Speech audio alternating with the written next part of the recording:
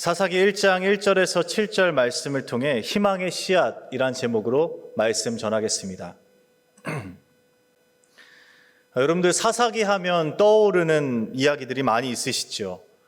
여사사 드보라 이야기, 그리고 기드온이 하나님께 부름받는 과정과 300용사를 선출하는 이야기, 그리고 삼손의 화려하고도 처절했던 삶을 담고 있는 내용들까지 사사기는 우리에게 친숙하고도 재미있게 읽혀지는 말씀 중에 한 권입니다. 이 사사기는 사사를 중심으로 이야기가 전개됩니다. 총 12명의 사사가 등장하는데요. 사사들은 전시에는 군대를 지휘했고 평시에는 재판을 담당했습니다. 이 사사기의 특징이 한 가지 있는데요. 사사기에는 하나님의 구원과 심판의 역사가 반복적으로 이어진다는 점입니다. 이스라엘이 하나님의 은혜를 잊고 범죄하면 하나님께서 이방 나라를 동원해서 이스라엘을 징계하십니다.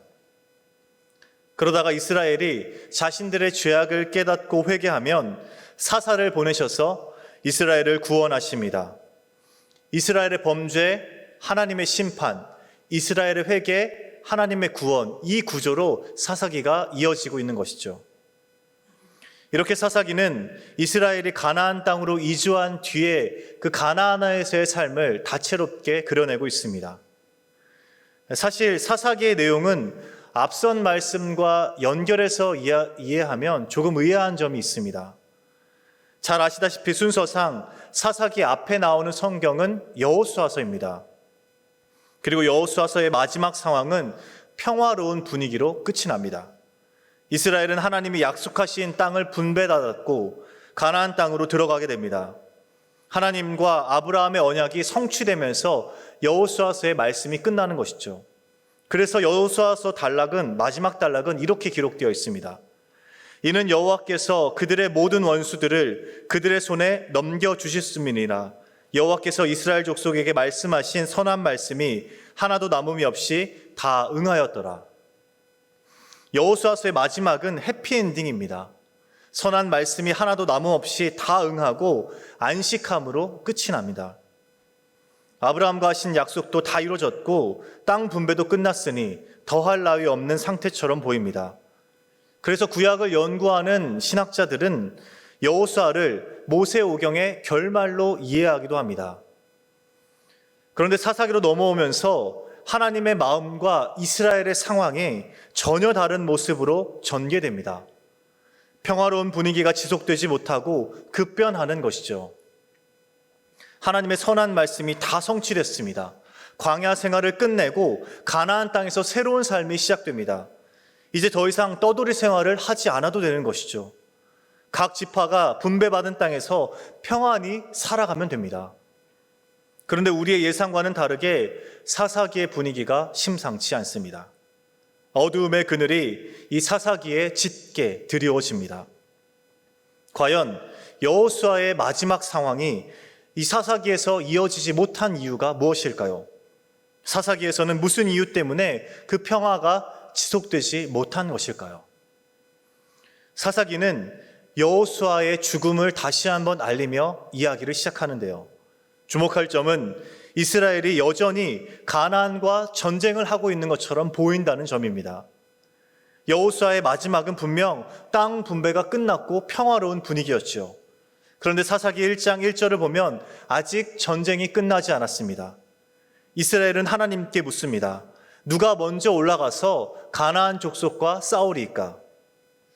이스라엘 백성에게는 가나안 땅에서 이어가야 하는 전쟁이 남아 있었던 것이죠. 그 땅에서 지속적으로 싸워야 하는 가나안이 있었고 가나안은 여전히 이스라엘을 위협하는 존재였습니다. 그리고 이스라엘 백성은 가나안 앞에 두려워합니다. 하나님께 드린 이 질문에는 이스라엘 백성의 두려움이 담겨 있었습니다. 지도자가 없어서 불안해하는 두려움이죠. 여호수아가 죽고 난 뒤에 이스라엘에는 지도자가 세워지지 않았고 가나안은 여전히 존재했습니다. 지도자의 부재와 끝나지 않은 전쟁이 이스라엘을 엄습해 옵니다. 그래서 이스라엘은 불안해하며 하나님께 질문합니다. 그리고 이스라엘이 올린 그 질문에 하나님께서 대답하십니다. 유다가 올라갈지니라. 보라, 내가 이 땅을 그의 손에 넘겨주었노라. 하나님께서는 유다가 올라가라고 지정해 주시면서 그의 손에 그 땅을 넘겨주셨다고 말씀하십니다. 누군가의 손에 땅을 넘겨주신다는 표현은 승리를 약속해 주신다는 하나님의 말씀입니다. 하나님께서는 다시 한번 이스라엘의 손에 가나안 땅을 넘겨주시기 위해 준비하십니다. 그리고 그 승리를 위한 도구로 유다가 뽑혔습니다. 이스라엘 자손을 위해서 유다가 대표로 선출된 것이죠. 그리고 하나님께서는 유다에게 약속의 말씀도 주셨습니다. 그 땅을 내 손에게 넘겨주리라. 이제 유다는 이스라엘의 모든 지파와 하나님의 약속을 위해서 가나안 땅을 향해 나아가면 됐습니다. 그런데 유다의 행동이 하나님의 말씀에 조금 어긋나는 것처럼 보입니다. 유다가 올라갈지니라 라는 말씀은 이스라엘 자손 전체를 위한 하나님의 말씀이었습니다. 이스라엘은 누가 이스라엘을 위해서 가나안에게 나아갈 것인가 하나님께 물었지요. 그리고 하나님은 이스라엘을 대표해서 유다가 올라가라고 말씀하셨습니다. 그래서 유다는 모든 이스라엘을 대표해서 올라가야 했습니다. 문제는 이스라엘을 위해 부름받은 유다가 자신의 친형제 지파인 시므온에게만 관심을 보인다는 점입니다. 시므온 지파에게 전쟁의 유익을 나눠줄 것을 제안하고 실제로 시므온 지파와 함께 올라갑니다. 오늘 본문 말씀 3절에 잘 나타나 있습니다. 유다가 그의 형제 시므온에게 이르되 내가 제비 뽑아 얻은 땅에 나와 함께 올라가서 가나안 족속과 싸우자. 그리하면 나도 내가 제비 뽑아 얻은 땅에 함께 가리라 하니 이에 시므온이 그와 함께 가니라. 유다는 시므온을 그의 형제라고 말합니다. 유다와 시므온의 그 사적인 관계가 드러나는 표현입니다. 하나님은 분명 이스라엘을 대표해서 유다가 올라가라고 말씀하셨습니다. 그러나 유다는 시므온과만 함께 올라가서 전쟁을 치르고 그 전리품을 시므온과만 나누게 됩니다. 바로 이것이 문제였습니다. 여기서 우리는 여호수아서와 다른 이스라엘의 어두움을 발견할 수 있습니다. 이스라엘은 12지파가 하나가 되어 가나안을 정복했습니다. 하나님의 말씀을 기준으로 모든 백성이 함께 이뤄낸 결과였습니다. 서로가 서로를 지지하고 12지파가 서로를 돌아보았기에 가능한 일이었습니다. 광야에서 진을 배치할 때도 그러했고요. 광야를 행군할 때도 그러했습니다. 성물을 중심으로 세 지파씩 동서남북을 에워싸며 행군했습니다.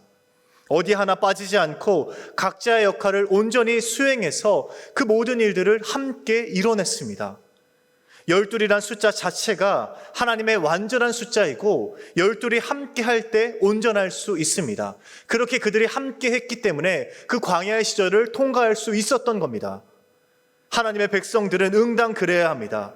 이스라엘은 그렇게 모두가 연합하도록 지음받은 존재들입니다. 그런 이스라엘의 모습에 유다 지파가 작은 균열을 만들어냅니다. 너무나 미세해서 그냥 지나쳐 버릴지도 모릅니다. 자기 형제를 먼저 챙길 수 있지 이렇게 생각할 수도 있습니다. 그러나 사소해 보이는 유다의 행동이 사사기에서 시작되는 분열의 시작이었습니다. 1장에서 보여지는 유다의 행동이 점점 커지고 마침내는 이스라엘 전체를 삼켜버리게 됩니다. 이스라엘 모두를 생각하지 못하는 이 유다의 행동은 이스라엘의 모두에게 전염병처럼 퍼져나갑니다. 드보라 사사 시절에는 전쟁에 동참하지 않은 지파들이 생겨납니다. 이방 나라와의 전쟁에서 힘을 모아야 하는 시기에 함께하지 않은 지파들이 있었던 겁니다. 드보라는 그 지파들을 향해 비난합니다. 사사기의 마지막에 가서는 베냐민 지파와 나머지 지파 간의 갈등이 깊어집니다. 결국 동족을 대상으로 일방적인 전쟁이 일어납니다. 베냐민 자손 26,700명 중에 25,000명이 먼지처럼 사라지게 됩니다.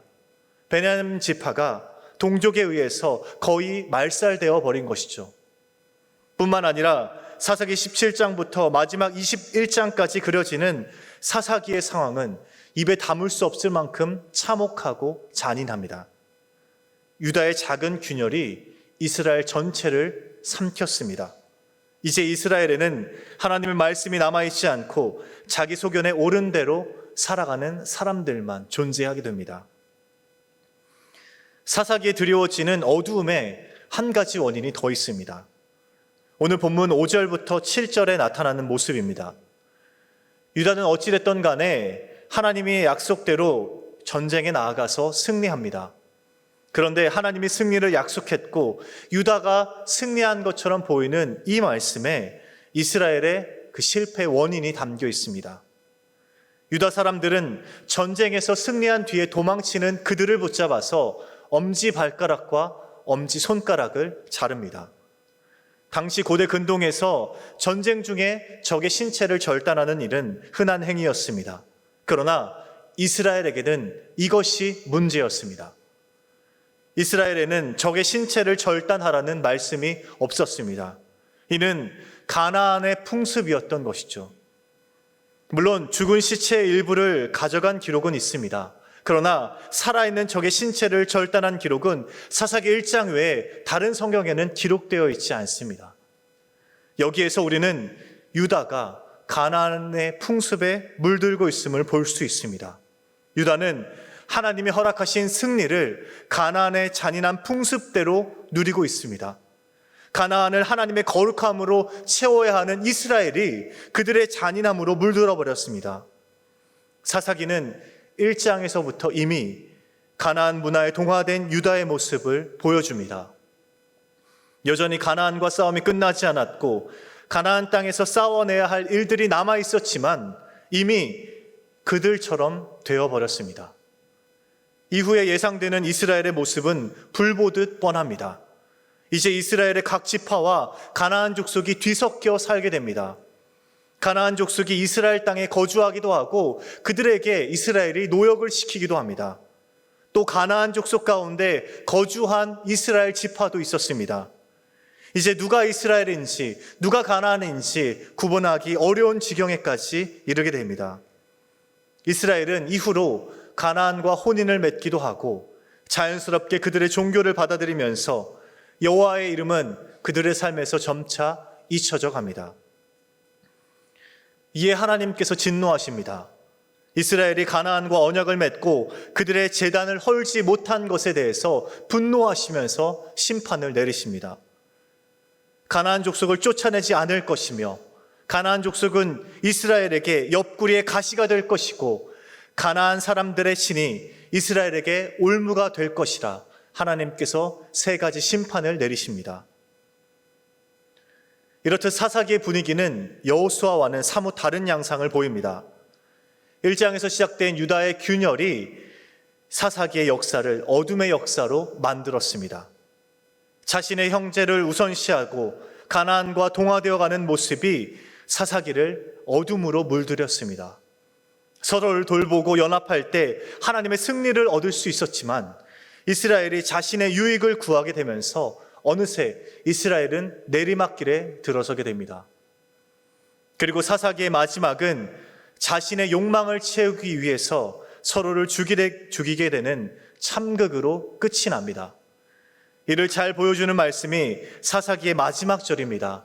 사사기 21장 25절은 사사시대를 이해하는 근본적인 말씀이자 전체를 흐르는 주제 구절입니다. 그때 이스라엘에 왕이 없으므로 사람이 각기 자기의 소견에 옳은 대로 행하였더라. 왕이 없어 자기 소견에 옳은 대로 행하였다라는 말은 자신이 왕이 되었다는 말과 같습니다. 왕이 없어진 그 자리에 내가 왕이 되어서 나의 욕망을 따라 살아가는 사람들만 남았다는 말씀입니다. 욕망하는 모든 것을 마음대로 얻을 수 있는 폭군이 되어버린 것이죠. 그렇게 사람들이 각기 자신의 욕망을 이루기 위해서 욕망에 지배되어 살아갑니다. 이들에게 주변에 있는 사람은 서로 돌보고 함께 가야 하는 존재들이 아닌 자신의 욕망을 이루기 위한 도구일 뿐이었습니다. 당연히 하나님의 말씀과 계명은 그들을 인도하는 기준이 될 수 없습니다. 유다로부터 시작된 균열이 이스라엘에 퍼지게 되고 사사기 전체를 덮어버렸습니다. 그리고 우리가 이 말씀 앞에 마음 편히 앉아 있을 수 없는 이유는 이 모습이 우리를 드러내기에 그렇습니다. 오늘 우리에게도 유다가 꿈틀거리고 있습니다. 오히려 화려한 모습 속에 가려져서 유다와 이스라엘보다 더 골마 있는지도 모릅니다. 우리는 신앙이라는 미명 아래 우리의 욕심을 채우며 살아갑니다. 하나님의 이름은 부르지만 실상 속내는 나를 위한 기도로 가득 들어차 있는 것이죠. 하나님 나라와 하나님의 뜻을 위한 노력보다는 나와 내 가족들의 안위를 위한 생각들로 사로잡혀 있습니다. 혹은 가나안 풍습에 물들어버린 그들과 같은 모습도 있습니다. 이스라엘인지 가나안인지 구별할 수 없는 그 땅이 이곳처럼 느껴지기도 합니다. 그리스도의 사랑으로 세상을 진동해야 할 곳이 세상의 가치관으로 가득 차 있습니다. 세상이 돌아가는 원리와 우리의 삶이 별반 다르지 않습니다. 오히려 하나님의 계획과 비전이라는 아름다운 포장지로 우리의 삶이 그럴싸하게 포장되어 있습니다. 하나님의 영광을 내세우고 있지만 실상은 세상이 쫓는 욕망과 동일하게 작동합니다. 이렇게 사사기의 이스라엘과 유다의 모습이 우리와 닮아 있기에 이 말씀 앞에 우리가 마음 편히 설 수 없습니다. 어둡기만 한 사사시대의 희망의 길은 어떻게 열릴까요? 사람의 욕망은 극에 달했지만 하나님의 역사는 계속 이어져야 하기에 하나님은 다시 희망의 씨앗을 심으셔야 했습니다. 지금 우리 개역개정 성경의 순서상 사사기 다음에 이어져 나오는 책은 룻기입니다. 이 순서는 70인역이라는 그리스도 성경의 순서를 따랐습니다. 본래 히브리 성경에는 이 사사기 다음에 사무엘서가 이어져 나옵니다. 사사기, 사무엘서, 열왕기서 순으로 히브리 성경이 기록되어 있습니다. 그 히브리 성경의 순서를 따라서 말씀을 보면 사사기의 그 참혹한 상황 다음에 어떤 말씀이 이어져 나올까요? 사무엘서의 첫 부분에서 우리는 한 불임 여성의 기도를 듣습니다. 각자의 욕망이 왕노릇하던 그 시대에 한 여성이 하나님께 통곡하며 기도합니다. 마음이 괴롭던 한 불임 여성의 기도, 이것이 사사시대의 그 어둠 속에 심겨진 희망의 씨앗입니다.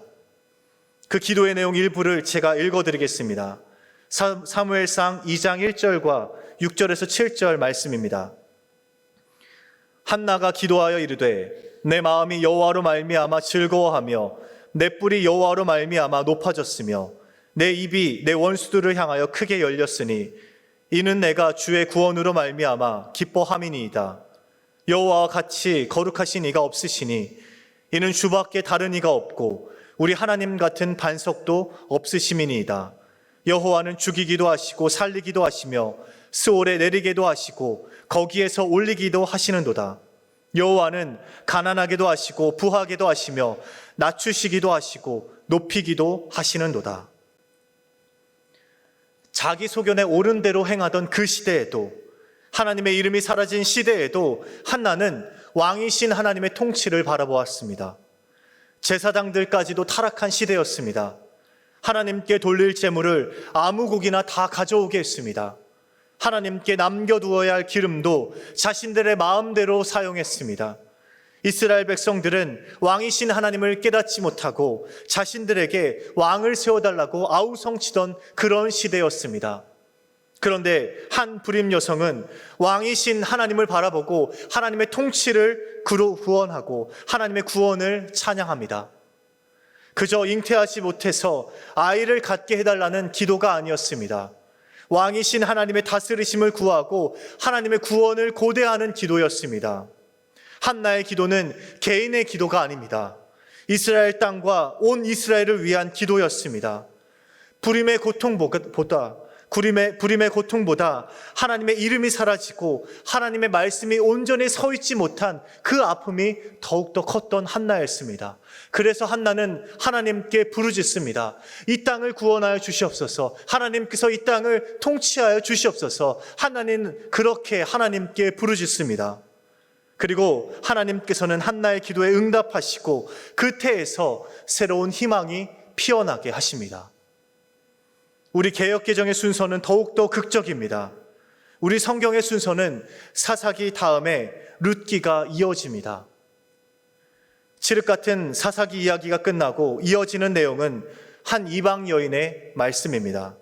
그 여인은 이방인일 뿐 아니라 남편을 잃은 과부였습니다. 이스라엘 사회에서 남편을 잃은 이방 여인은 가장 취약한 존재였습니다. 그러나 하나님께서는 가장 연약한 이방 여인을 통해서 하나님의 역사를 이어가십니다. 사사기의 어둠이 깊을수록 이 여인의 이야기는 더욱더 밝게 타오릅니다. 한없이 약하게만 보였던 이방 과부로부터 희망의 씨앗이 심겨집니다. 룻은 이스라엘 사람이 아니었지요. 이스라엘의 총에 들어올 수 없었던 모압 여인이었습니다. 그러나 가장 미약한 그곳에서 하나님의 말씀이 살아있었습니다. 가장 연약한 그곳에서도 하나님의 이름을 부르는 이들이 있었습니다. 룻이 보여준 인애는 사사시대 이스라엘에게 생긴 균열을 메꾸기에 충분해 보였습니다. 어머니를 버리고 자신의 욕망을 따르고자 하는 그 마음이 룻에게 왜 없었겠습니까? 편리한 삶을 살고 싶은 마음이 룻에게 왜 없었겠습니까? 그러나 룻은 그 시어머니 나오미의 손을 붙잡습니다. 보잘것없는 나오미의 손을 붙잡아준 여인이 이방 여인 룻이었습니다. 하나님께서는 하나님을 찾는 한 사람이 있다면 거기에서 희망을 피워내십니다. 이방 여인이라 할지라도 하나님의 이름을 간절히 외친다면 거기에서 하나님의 역사가 새롭게 시작됩니다. 아무도 눈여겨보지 않는 룻의 이야기가 바로 사사기의 어둠 속에서 하나님이 주신 희망의 씨앗이었습니다. 하나님이 어둠을 끝내실 사람으로서 룻을 택해서 룻으로부터 하나님의 역사를 이어가셨습니다. 그리고 하나님께서는 모압 여인 룻을 다윗의 계보에 들어가게 하십니다. 하나님 나라의 모습은 분명 사사기에 나오는 유다나 이스라엘과 같은 모습은 아닐 겁니다. 좀 더 하나님 나라에 가까운 것은 한나와 룻과 같은 모습입니다. 그리고 이것이 우리가 나아가야 하는 방향이기도 합니다. 하나님께서는 아주 미약한 이방 여인에게서도 그리고 불임 여성의 태에서도 희망의 씨앗을 심으십니다. 하나님의 말씀으로 서로 하나 되어서 세상을 이겨내려는 이들이 있다면 하나님께서는 그곳에서부터 다시 시작하십니다. 아주 작은 움직임이어도 하나님을 인정하는 곳에는 분명 하나님의 역사가 나타나게 됩니다. 사랑하는 수유제일교 성도 여러분, 그러니 우리의 몸짓이 미약할지라도 희망의 씨앗을 심어봅시다. 내 안에 시몬만 챙기려는 유다의 욕망을 이겨내고 가나안인지 이스라엘인지 구분이 안 된 채 살아가는 삶을 거부하고 서로의 손을 잡고 이 자리에서 일어서시길 바랍니다. 우리가 그렇게 함께 손을 잡고 일어설 때 하나님께서는 지금 우리를 통해 일하십니다. 하나님께서 우리 수유제일교회를 사용하여 주십니다. 사사시대의 어둠과 별반 다르지 않는 지금 이 땅에 하나님께서 우리를 통해 다시 한번 희망의 씨앗을 심기 원하십니다. 욕망을 거부하고 하나님의 질서로 살아갈 때 지금 오늘 이 땅에서도 하나님의 역사가 시작됩니다. 그렇게 희망의 씨앗을 이 땅 가운데 심어가는 저와 여러분 되시길 주님의 이름으로 축복합니다. 사랑의 하나님, 오늘 말씀을 통해 우리 안에 깊게 스며들어온 욕망을 드러내게 하시니 감사합니다.